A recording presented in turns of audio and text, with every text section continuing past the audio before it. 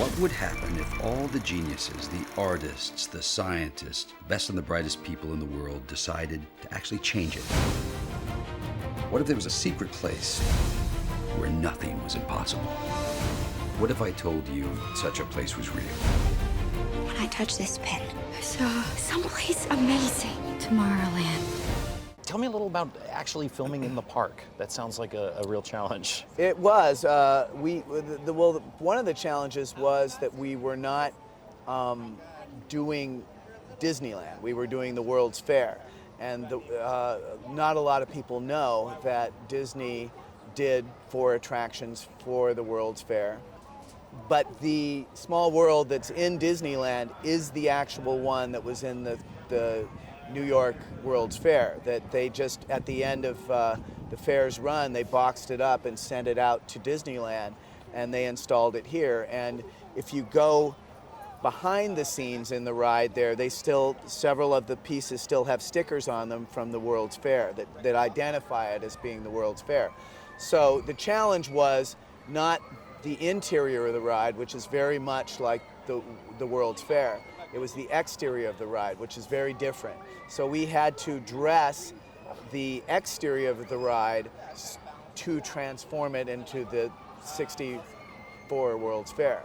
So that was tough. And it was, as far as filming inside the ride, it was a challenge because the boats, once you filmed where you needed to film, the boat had to go all the way around and come back in order for you to get to that spot, because it was tough to go backwards in the water. And by then you have Small World stuck in your head. Yeah, strong. man. Well, we had the sound turned off for filming, and then we added it in later. I like that ride, but after a little bit, to me, it gets a little creepy.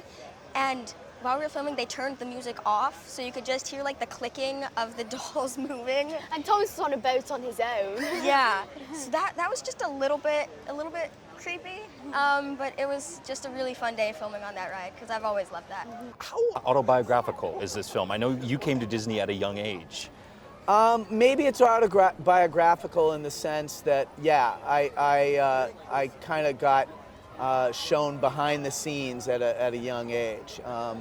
I was lucky enough to be mentored by several of the 9 Old Men, Disney's master animators, and you know, I saw them in production on films, and that was an incredibly exciting, influential thing to me, because these guys were masters, and they were allowing me to see the behind the scenes of how they did their craft.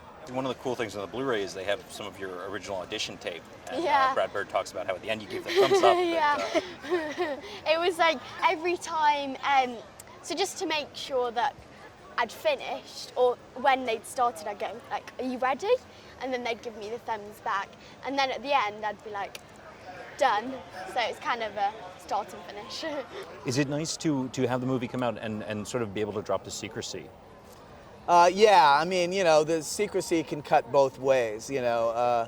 All that we're trying to do is have more of a neutral story ground where we don't discuss surprises in the film 2 years in advance of coming out with it.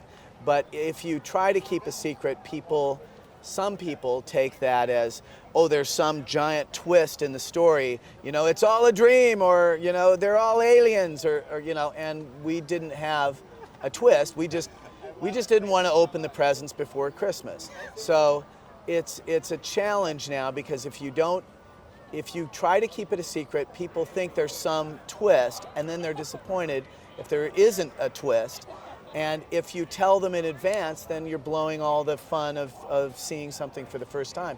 You know, filmmakers in the past didn't ever have to deal with this because media was not exchanged so quick, you know. So a movie could just kind of come out and be discovered. And that possibility, unless you're a low-budget movie, that possibility is kind of gone now.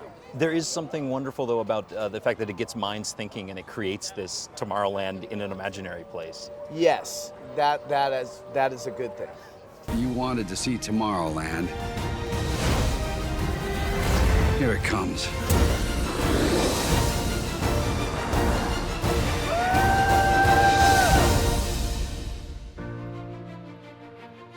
Can I come too? Not yet.